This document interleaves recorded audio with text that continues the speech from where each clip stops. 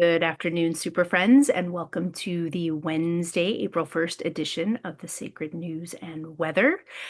Today marks the commencement of my daily posting here on YouTube, so you can come in every day and see what it is that I'm up to. I'm going to try and balance it and not overwhelm you. I'm going to try and give you some shorter messages one day and some longer ones the next, and I'm going to let them come through naturally, and I'm going to let the length and the pace dictate themselves. But my plan is to give you a little bite at least every single day. I'm playing with a mala here, in case you're wondering what I'm fidgeting with. I'm not sure why I'm fidgeting with it, except that I chanted with it this morning, and so it's right in front of me. It has been actually a very chanting day for me. It is the full moon in Libra, and I have 7 planets in Libra, including my sun and moon and Venus and Mars. And so I have been feeling very moony today. I've been feeling very spacey. I taught a class this morning, and I was joking that somebody needed to like pull my balloon by the string and bring me back down to earth. And then I just sat in a bath midday, which is pretty much unheard of for me because there was nothing else I could do. So for some of you, you need to hear and hear me say full permission to be a little airy fairy today and a little bit, I don't know, into more deeply into your self-care. I mean, full permission to do that every day. But if you feel the need to take a bath in the middle of the day today, if you need someone to give you permission, you have my permission to take a bath in the middle of the day or this evening or whenever.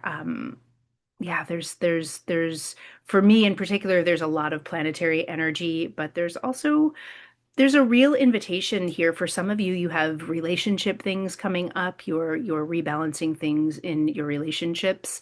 Um, for others, you are just really rebalancing your lives, really determining what from last October, where we had our new moon in Libra, to now.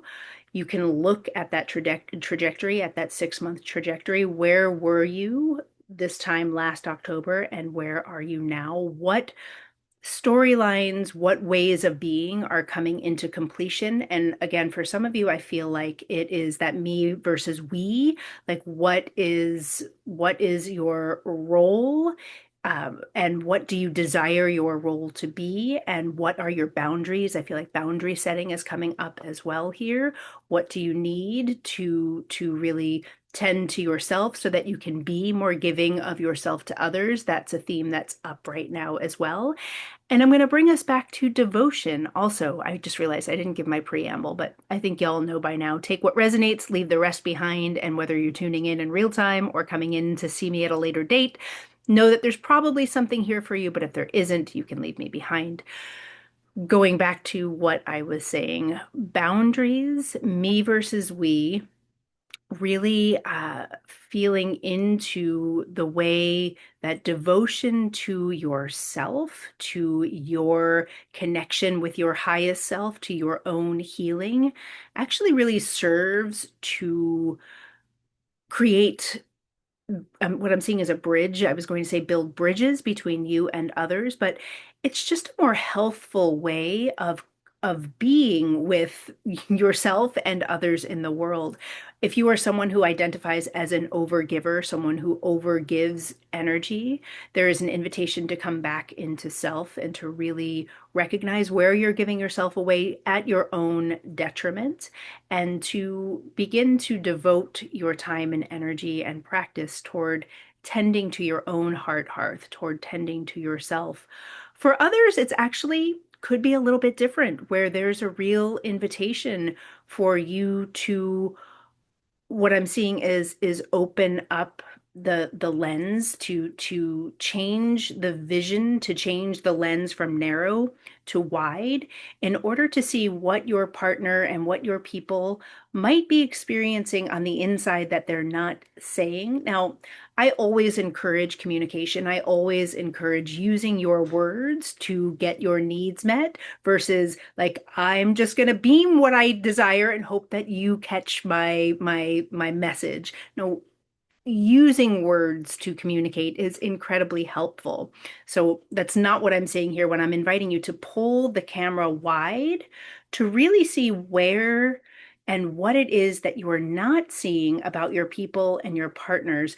And it feels like what I'm getting here is it feels like there is some action and or inaction. There's something they are doing or not doing that you might be taking personally right now that genuinely has nothing to do with you. And so I can feel where there's some tension where you're like, why is she doing this to me? Why is he doing this to me? Ugh, I feel so like the image is like hovered over, or I feel so pulled back. It's like it's almost the image that I'm getting is like a Scooby-Doo monster, like I'm looming over you versus like the Zoiks. I don't know why I'm seeing Scooby-Doo imagery, but we're just going to go with it versus the Zoiks, like the I'm pulling back because I'm zoiked here. I'm afraid. And what it feels like here is that if you can pull the camera back and really see what's actually going on for your person or for your people, maybe it's a coworker, it doesn't necessarily need to be a romantic partner.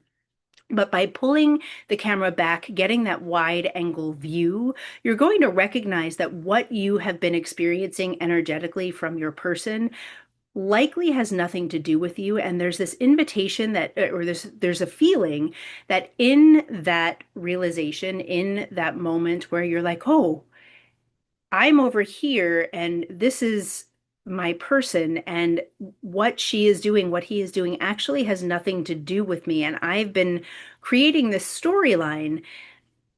There's going to be a softening.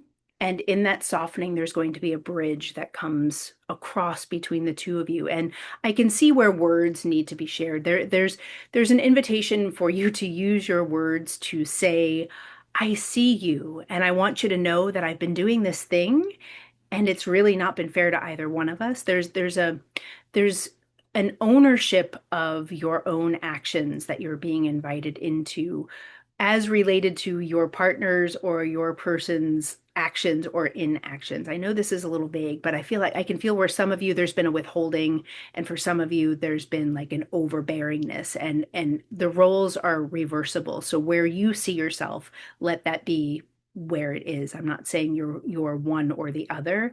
I'm saying that you might see yourself in either role, but regardless, we're being invited to pull that camera back to see what's actually happening and to remember that it's not actually related to anything that we are doing or not doing, at least not directly related.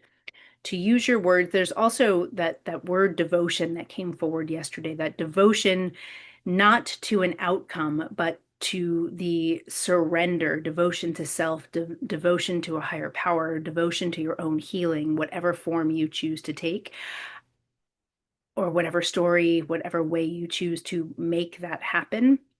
What I'm seeing is that for some of you, there might be some unrealistic expectations for devotion in your life, or what you think devotion should look like, and vice versa. And so part of the dialogue that you're being invited into, and again, this feels more like it's with another person. And again, it could be a coworker, it could be a parent, it could be a child, it could be a partner. This is not necessarily romantic, but it feels like there's an expectation in in showing up in a particular way, and you're being invited to review that here under this full Libra moon, under the light of this moon. It's going to illuminate. There's that wide angle lens. I feel like there's the illumination light that is coming down on us, and that is what we are being invited into today. And I feel like I said enough. Is that true? Yes, that's true. I'm going to invite you to please like and share and subscribe and come back tomorrow, and I will be here again. Thank you so much. Go forth and have a beautiful full moon in Libra. Bye bye.